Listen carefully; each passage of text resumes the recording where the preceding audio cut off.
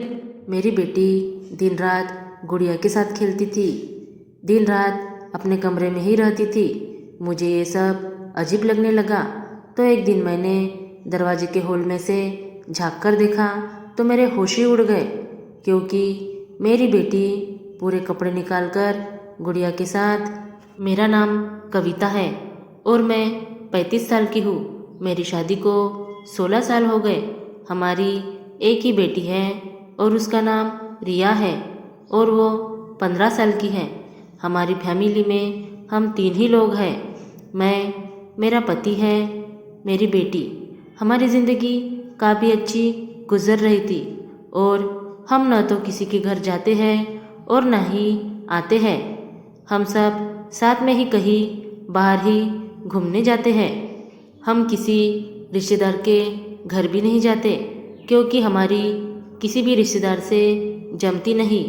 मैं और मेरे पति ने लव मैरिज की थी, इसलिए सब हमसे दूर ही रहते हैं। शादी के 1 साल बाद मेरी बेटी का जन्म हुआ और हमारा परिवार पूरा हो गया। मेरे पति का नाम अमित है और वो दुबई में काम करते हैं।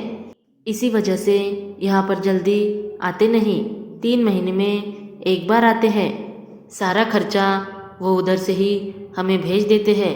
मैं और मेरी बेटी घर में अकेले ही होते हैं। सारा घर का काम मैं कर लेती हूँ। मैं किसी नौकरानी को भी घर पर काम के लिए नहीं रखा, क्योंकि मुझे घर का काम करना अच्छा लगता है। और ऊपर से अगर नौकरानी को रखो तो उसको पैसे भी उतने देने पड़ेंगे। मेरी बेटी अब 15 साल की है और वो हमेशा खेल कूद करते रहती है। उसे बाहर घूमना बहुत अच्छा लगता है। वो कभी एक जगह बैठ ही नहीं सकती, कभी दोस्त के साथ तो कभी अकेले यहाँ वहाँ जाती रहती है। मैं उसको इस बात के लिए बहुत चिल्लाती हूँ कि तुम एक जगह बैठा करो, अब तुम बड़ी हो गई हो, बच्ची नहीं हो। ऊपर से दुनिया बहुत खराब हो गई है। लोगों का कुछ भरोसा नहीं होता कि कब क्या कर दे, लेकिन मेरी वो एक भी नहीं सुनती। उसे गुड़िया से भी बहुत प्यार था। मैंने उसके लिए बहुत सारी गुड़िया लाई हुई थी, क्योंकि रिया को बड़े बड़े डॉल्स के साथ खेलना अच्छा लगता था।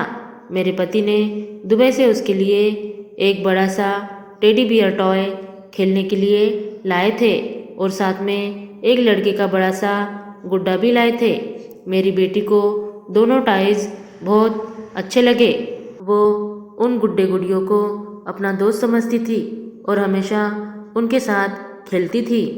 हमने उसके लिए एक अलग कमरा बनाया था, जो कि काफ़ी प्यारा और बड़ा था।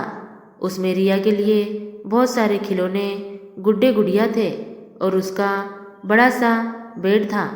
मैंने कुछ दिन से नोटिस किया था कि वो अपने कमरे में ही रहने लगी है और ज़्यादा घूमना फिरना भी बंद कर दिया है। मुझे ये अजीब लगने लगा, क्योंकि उसके पैर तो घर में रुकते ही नहीं थे, तो अब कैसे वो कमरे में रहने लगी। इस बात से मुझे चिंता होने लगी। तो मैंने उससे पूछा कि क्या हुआ है, तुम अब बाहर ज़्यादा जाती नहीं हो।